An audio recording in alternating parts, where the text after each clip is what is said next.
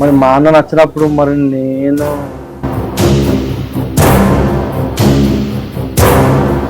నీ మీద నాకు కోరిక ఉన్నది. ప్లీజ్ నా కోరిక తెచ్చావా?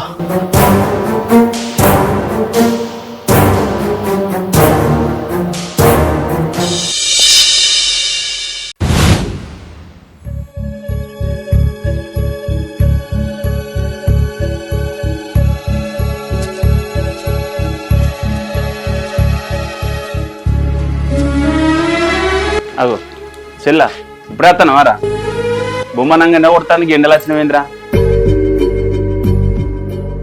బావ రాలే రాలే.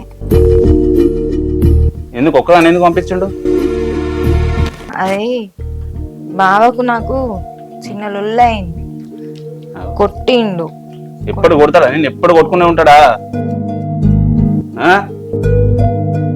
ఏమని చెప్పాలన్నా మంచి అనిపించలేదు, అందుకని చెప్పి సప్లైకి వచ్చిన. అరే ఏ కారణం లేకుండా ఊకెందుకు కొడతాడు? తాగుడు ఒకటి నేర్చిండు, పేకాట ఆడతాడు, అనుమానించుడు. నువ్వు వేసుంటాను నాకు తెలియదు, ఊకి అనుమానిస్తాడు.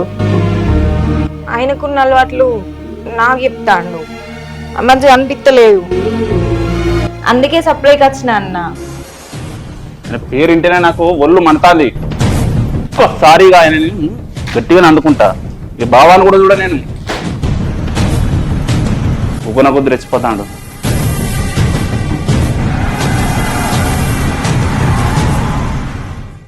ఎండలో వచ్చినావు నీళ్ళు దగ్గర.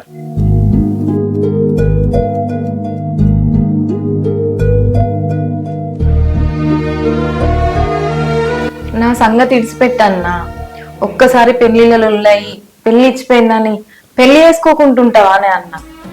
నా మనసు విరిగిపోయిందిరా. నేను ఒక్కనే ఉంటా, ఒక్కనే బతుకుతా. ఈ జన్మకు ఇక నేను ఒక్కనే. నువ్వు ఇవన్నీ మనసులో పెట్టుకోకు. నీ సంసారం గురించి నువ్వు ఆలోచించు. బావాచి ఏదో ఒక రోజు నేను తీసుకుపోతాడు, నాకు ఆ నమ్మకం ఉన్నది. ఏమో అన్న, నేను ఇంత చెప్పినా నా మాట నువ్వు వినవు కదా. బావా ఏ రోజైతే తను తప్పు తెలుసుకొని వస్తాడో ఆ రోజే నేను పోతా అన్న. కాకపోతే ఒక్కటే బాధ అన్న, నీకు తోడుండి మా అన్న సంసారం మా అన్నకుంటే మంచిగా ఉండు అన్న ఒక ఆశ ఉన్నది. కానీ నువ్వేమో పెళ్ళే చేసుకోనని అంటాను. ఏదైనా కూడా మన జీవితం ఆ దేవుడు ముందే రాసి పెట్టుంటాడు. నా జీవితం అట్లా రాసి ఉన్నది. సరే కానీ నువ్వు తిన్నావో లేదు? నేను కూడా ఏం వంట చేయలేరా? వంట చేయపో, ఇద్దరం కలిసి తిందాం. సరే అన్న, చేద్దాం.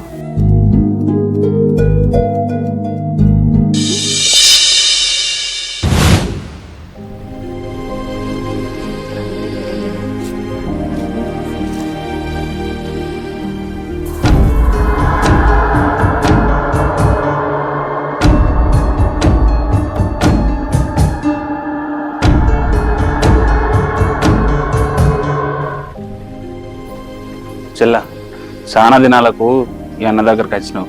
నేను వెళ్ళి చికెన్ తీసుకొని వస్తా, నువ్వు కూరగాయలు కడిగి చెప్పు. సరే సరేనా? నేను పోయి తీసుకొని వస్తా. సరే అండి.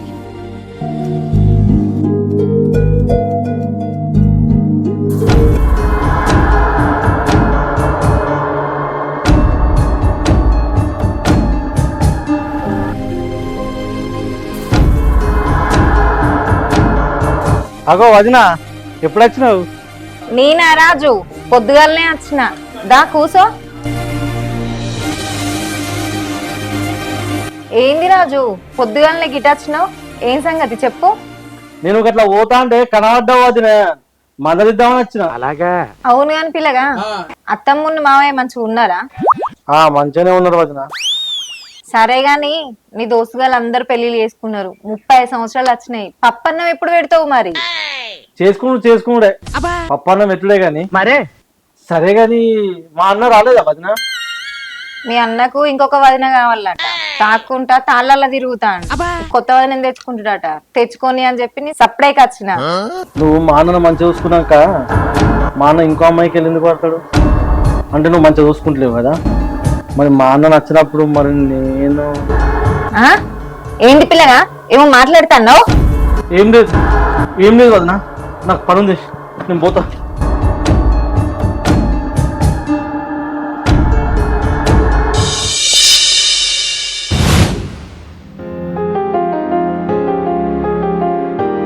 చెల్లా రే అన్నయ్య తెచ్చిన చికెన్ అడుపు. తీసుకొచ్చినా సరే మంచిగా అంతా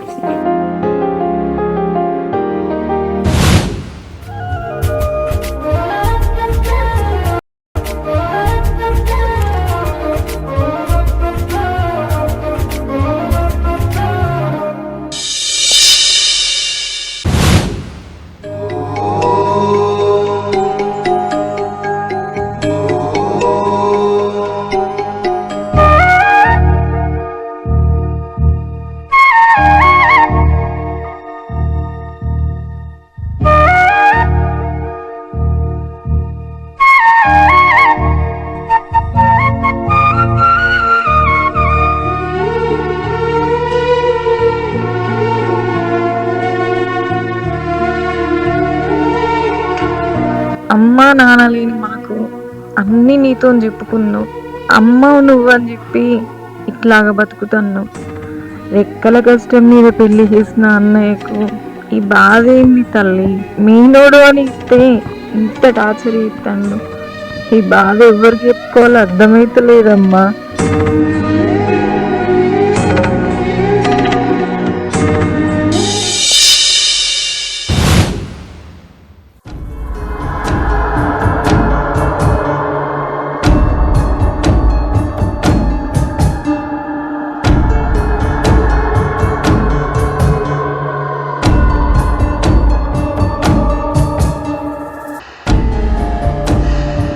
ఇంట్లో ఈ అన్న లేనట్టున్నాడు.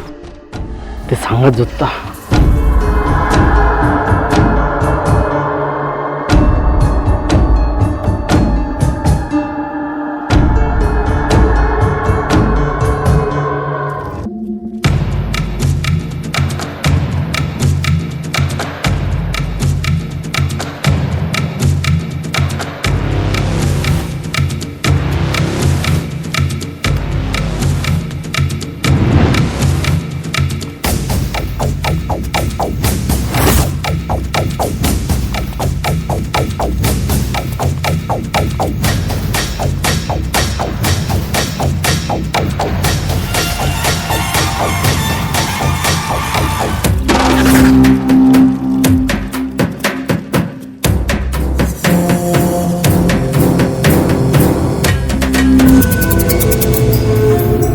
ఏంటి పిల్లగా ఇక్కడ ఏం చేస్తాను? అయినా ఇంట్లోకి వచ్చే ముందు పిలుచుడు తెలియదా? ఇక్కడ ఏం చేస్తాను? నీ మీద నాకు కోరిక ఉన్నది. ప్లీజ్ నా కోరిక తెచ్చావా? ఏంది పిల్లగా నీ మనసులో గింత పాడిపోద్దు ఉన్నదా? నువ్వు మంచోను అనుకున్నా కానీ నువ్వు ఇట్లా చేస్తావని అనుకోలేదు. అమ్మా ప్లీజ్ కాదా, నాకు ఒక్క ఛాన్స్ ప్లీజ్. ఏ ఛాన్స్ కదా ఇంకా అసలు నువ్వు ఇట్లా గిసొంటోను అని నేను అనుకోలేదు. ప్లీజ్ అత్త నాకు ప్లీజ్. అద్దనకనే కాదు నువ్వు చక్కగా బయటికి నాడు. మా అన్న గిట్ట వచ్చింది అనుకో నిన్ను ఇట్లా చూస్తే మస్తు కొడతాడు. అబ్బా ఇప్పుడేం రాడు మీ అన్న, ప్లీజ్. అరే గుండె ఎందుకు ఇస్తాను? ఇదంతా కాదు, నువ్వు నాడు, నువ్వు బయటకు. అబ్బా అట్లా నాకు ప్లీజ్. ప్లీజ్ ఏం లేదు, నువ్వు నాడు. నేను పోను. నా కోరిక తీరేదాకా నిన్ను అసలు కేసు పెట్టా. చూడు రాజు, అసలు నా భర్త నిడిచిపెట్టి నేను ఇక్కడికి ఎందుకు వచ్చిన్నావు నీకు తెలుసా ఏమన్నా? నా ఇంటి ముంగటొకడు గట్లనే సీను అని చెప్పి అన్న లేనప్పుడల్లా ఇంటికి వచ్చి వేధించేటోడు, మస్తు ఇబ్బంది పెట్టేటోడు. అసలు ఏం చేయాలని అర్థం కాకపోయేది. ఎంత మీ అన్నకు తెలియకుండా మేనేజ్ చేద్దామన్నా కానీ కాలే. నేనేం తప్పు చేయకున్నా ఆడొచ్చి గిట్లనే బతిల్లాడి గిట్లనే చేస్తా అంటేనే మీ అన్న చూసి వాళ్ళతో నేను ఏదో తప్పు చేసిన అని చెప్పి ఇంట్లోకే వెళ్ళగొట్టి.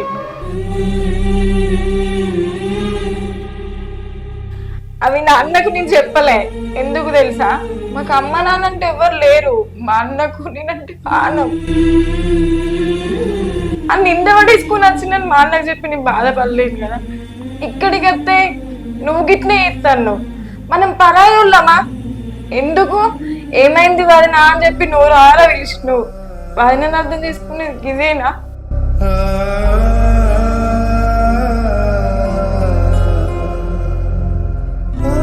ఆడది ఎక్కడున్నా ఇలాంటి ఇబ్బందులు తప్పయా? నీలాంటి మొగోళ్ళు ఎప్పటికీ వేధిస్తూనే ఉంటారా? దేవుడి గిట్ట దయాంచి రేపు పొద్దున నాకు కడుపు గిట్ట వండిందనుకో, ఆడపిల్లని తెలితే మాత్రం అస్సలు ఉంచుకోను. కంటే మగపిల్లగానే కంట. ఎందుకు తెలుసా? ఆడపిల్లగా నేను పుట్టి ఎన్ని బాధలు నేను అవమానాలు ఎదుర్కొంటానో నాకు తెలుసు. అదే పరిస్థితి నా బిడ్డకు రావద్దు. ఎందుకు తెలుసా? ఆడదంటే అంత అలుసుగా చూస్తాను. అసలు ఆడదాని జీవితమే వేస్ట్. మీ పని నయం. ఎందుకు తెలుసా? మొగోన్ని ఎక్కడ తిరిగినా నడుతుంది, ఏం చేసినా నడుతుంది అని ఒకే ఒక కారణం, ఆడదాని బతికే అర్థం లేని బతుకు. రాజు, అసలు మా అమ్మ ఎట్లా చనిపోయిందో నీకు తెలుసా? మా నాన్న పెట్టే టార్చరు మామూలుగా లేకపోయేది.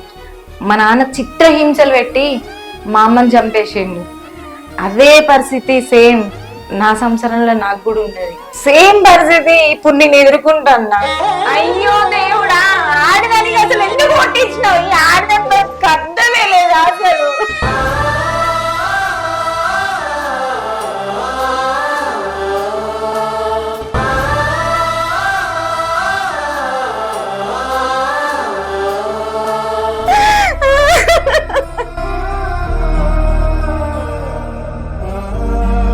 రాజు, ఒక పని చేయవా? నన్ను చంపే, దరిద్రం పోతుంది. ఆడదానికి పుడితే ఏం అర్థం లేదు.